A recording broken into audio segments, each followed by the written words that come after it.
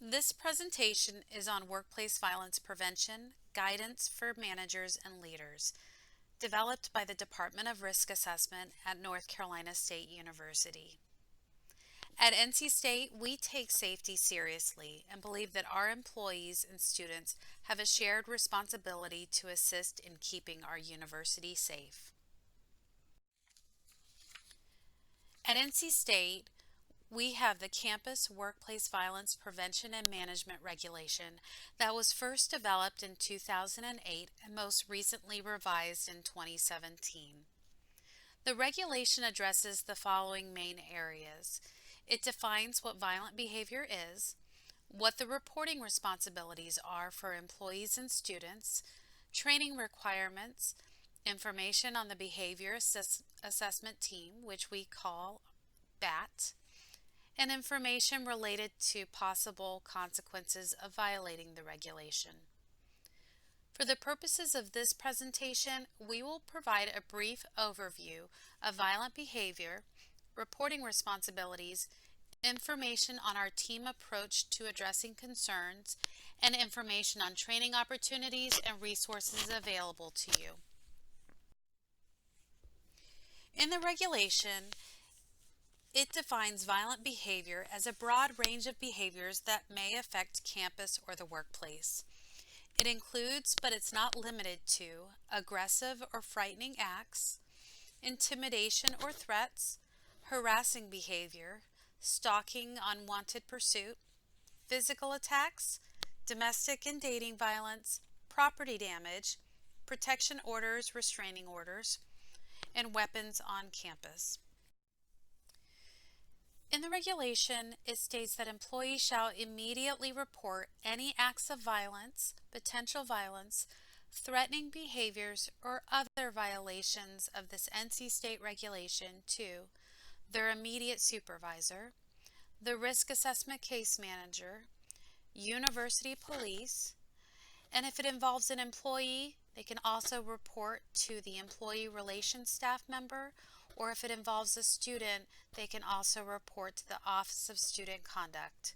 You can file a report online, such as going to the risk assessment website below, or you can go to other websites such as the Office of Student Conduct or to the Prevention Services website, which all have the same link to submit a concerning behavior report. The key thing to understand is that you can make a report anonymously if you so choose. The challenge is when an anonymous report is provided, you may not provide all of the information that we need to determine whether or not we provide any additional follow-up. So I would always encourage you to submit a report and provide your name and information so we can follow up with you.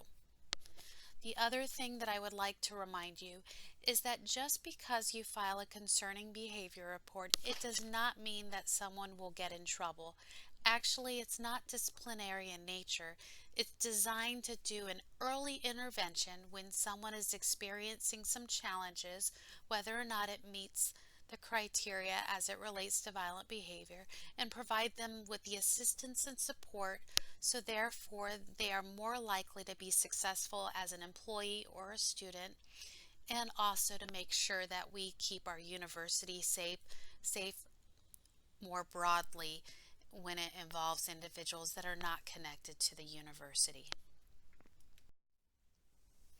Just to show you a good grasp of our numbers as it relates to the reports that you all submit to our office, in just 2018 to 2019 in the academic year, all of you submitted 1,319 concerning behavior reports involving students. Now, as a reminder, sometimes we'll get multiple reports on one particular situation that may come from different data points, such as maybe a faculty member has expressed concerns regarding a particular student and they came to the radar of housing or another office, and so some of that may look more like several reports just as it relates to one student.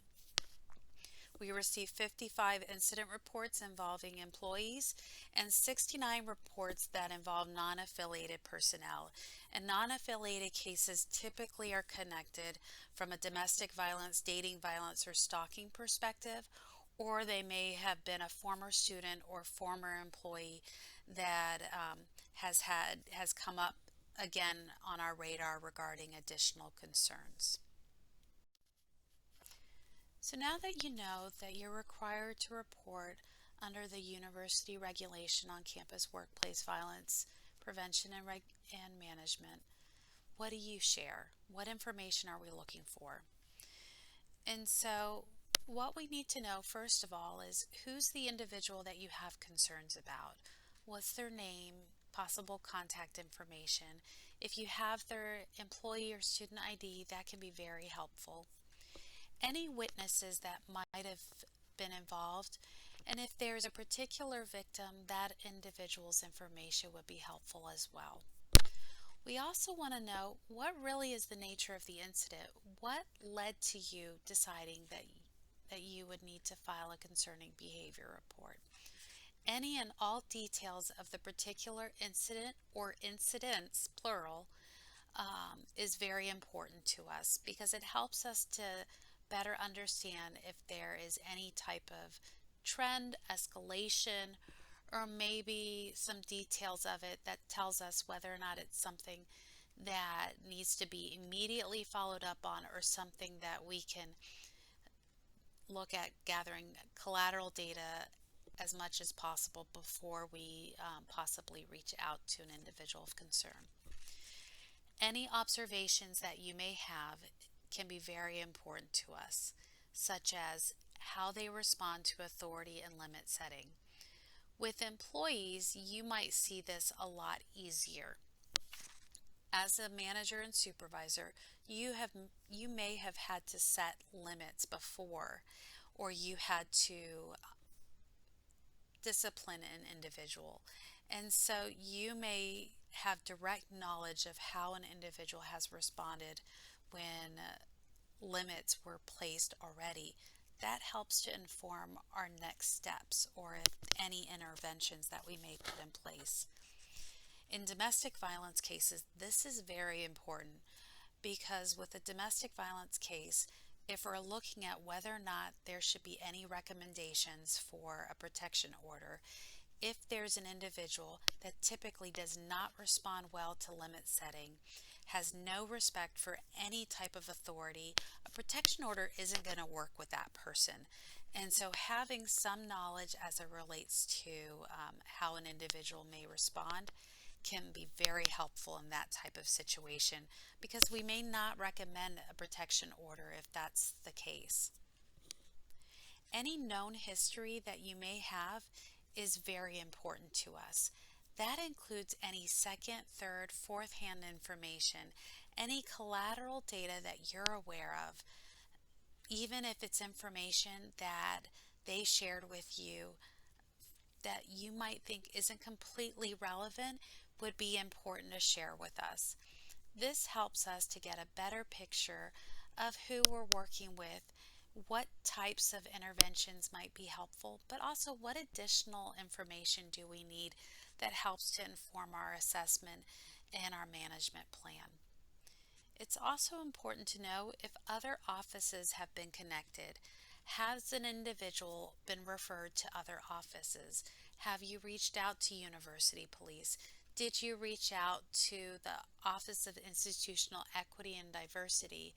Is your HR office involved? All of that is important because that helps us to figure out who else should we reach out to that may have access to additional information that's going to help inform our threat assessment or our assessment overall. Once you submit a report, the risk assessment case manager will review each new incident that comes in and based on the information will either assign it for BAT follow-up or CARES. A case manager will be assigned to the case and may reach out to the reporter for more information and strategize on next steps.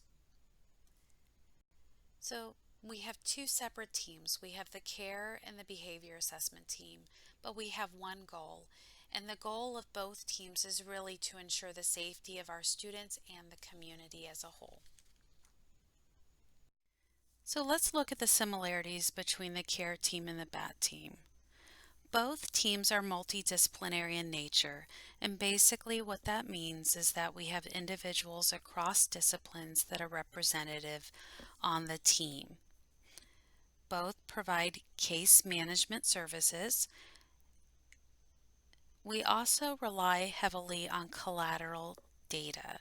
Collateral information is essential when it comes to developing an assessment and a case management or threat management plan to address a particular issue.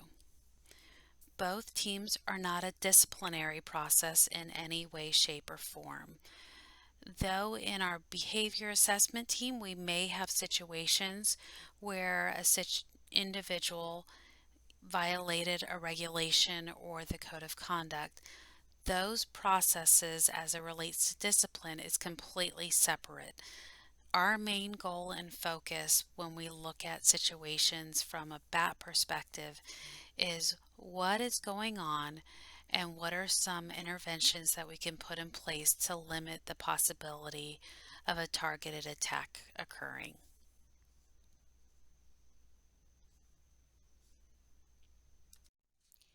Though we have similarities between the CARE and BAT teams, we do have some differences.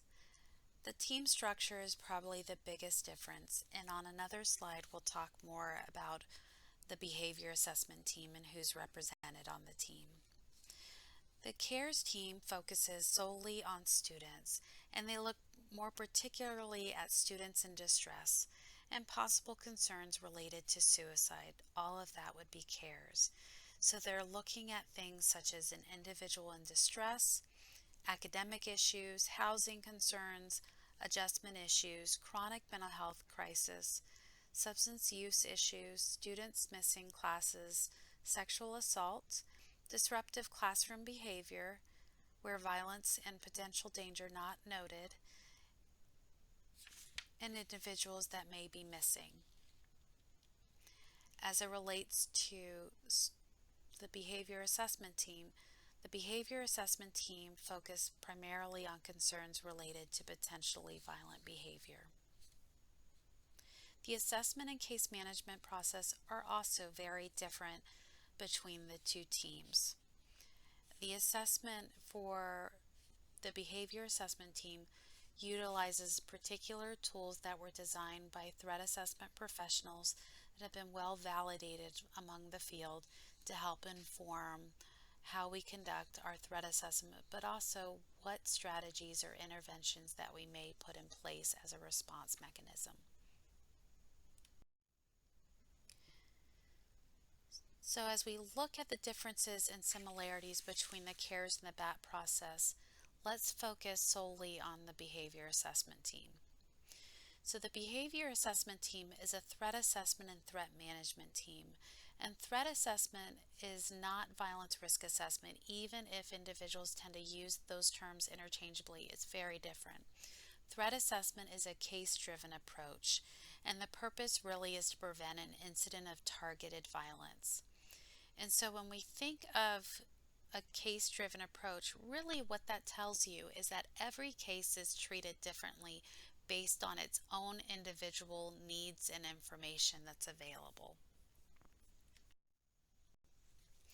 At NC State, our behavior assessment team is a multidisciplinary threat assessment and threat management team that includes representatives from the following offices: Environmental Health and Public Safety, University Police, the Office of Student Conduct, a representative from Prevention Services due to their roles on the CARE team, a representative from Academic Affairs, from Housing, the Counseling Center, Employee Relations, the Office of General Counsel, the Office of Institutional Equity and Diversity,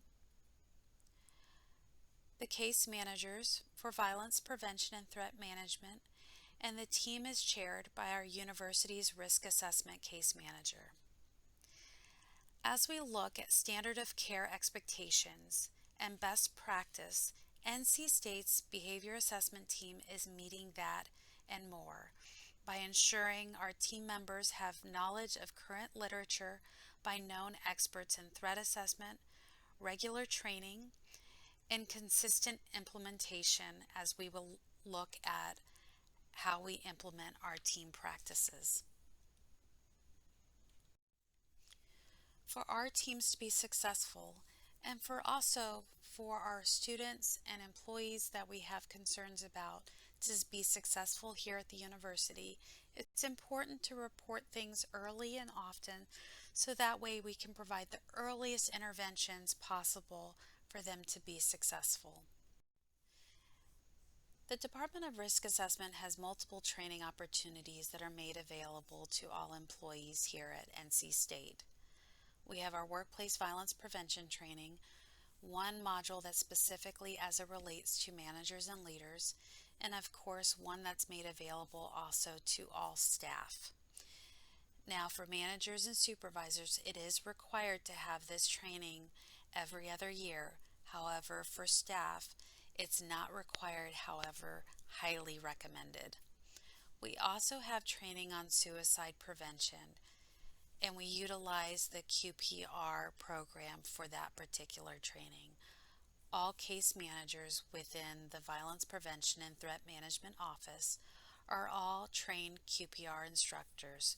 We also use the same program that is provided to students through prevention services through their suicide prevention coordinator. So employees and students are getting the same exact information with the same skills to be trained on.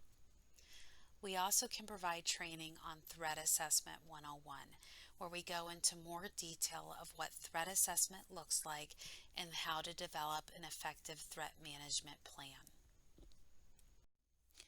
The Department of Risk Assessment also provides training on child abuse identification and reporting, which is a required training under the Minors on Campus regulation for any individual that may be working with minors through a university-sponsored program. We also have training that's not mandatory but is made available to you, including Telling Amy's Story, which is a domestic violence in the workplace training based on a real-life situation that occurred in Pennsylvania, and so much more. We have multiple trainings that we can make available to university personnel. You just need to reach out to our office and we can look at specializing training for your individual units. At North Carolina State University, we have multiple resources that are available to our students and our employees. On the next two slides are just some of the many resources that have been made available to them.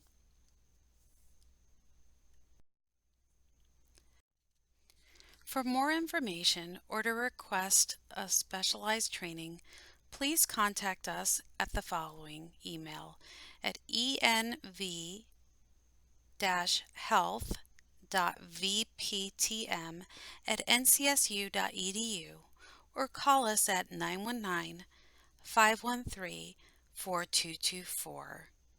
Thank you for being a partner in keeping our university community safe. Thank you.